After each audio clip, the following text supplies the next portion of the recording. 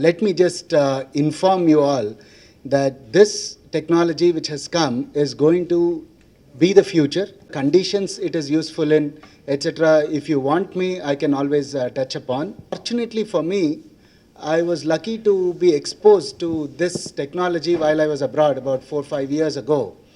So from Belgium, I landed in Hyderabad, and it's been a long time. I was waiting for this technology to come to India. Indian regulation waits for longer till it is certain that a technology helps the population and it's feasible to do it on a day-to-day basis. Only then they will allow the companies to bring in the newer technologies.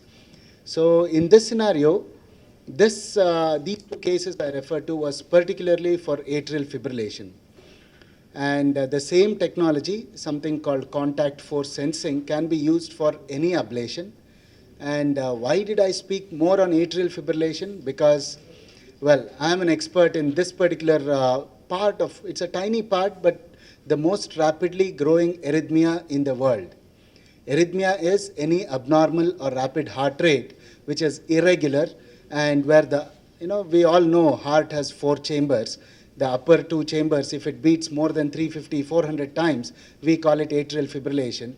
And because there is a transformer, the lower ones are much slower. Few of us in the country have the skills, requisite skills, to give good success rates and long-standing success.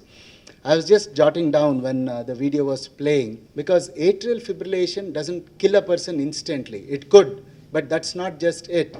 It's better that way. What it causes is there will be clot formation in the heart. It can go to the brain and cause a stroke, or it can go to the limb, and situation may arise where we have to cut off the limbs and some other issues, etc. And apart from that, it also causes heart failure. So there are many reasons why we go behind atrial fibrillation. Other thing is Indians especially, we are noticing amongst ourselves, many of us have a problem of overweight and things like that. Likewise, we also consume a lot of junk food, and diabetes and hypertension is increasing very rapidly. So with all this, the incidence of atrial fibrillation is increasing. So we have to do something. Apart from preventive measures, we also have to treat patients who have already got it.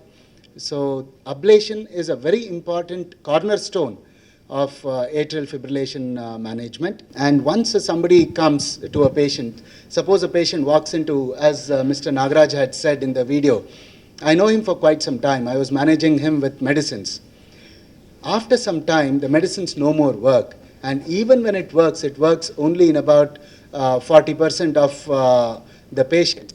So in them, we have to offer something which is more definitive. So that is when we do radiofrequency ablation.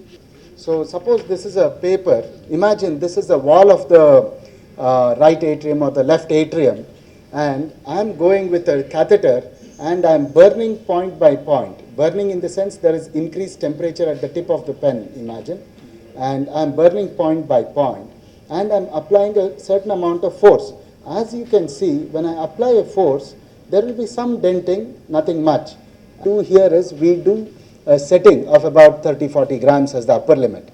And we always maintain, there are enough studies which have said that having minimum about 10 grams of force increases the success rate, decreases the complication, gives that much more benefit to the patient in terms of recurrence. If there is a recurrence, the patient has to spend that much more.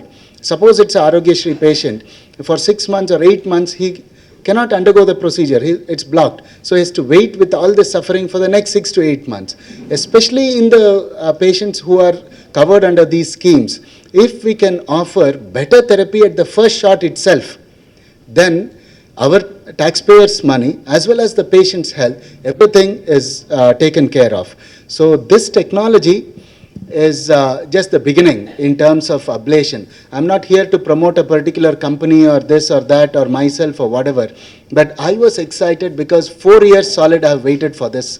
And if you look into the country now amongst the cardiologists or electrophysiologists who are there, I stand amongst one of the very few guys, if at all anybody, who has directly worked with this technology while abroad.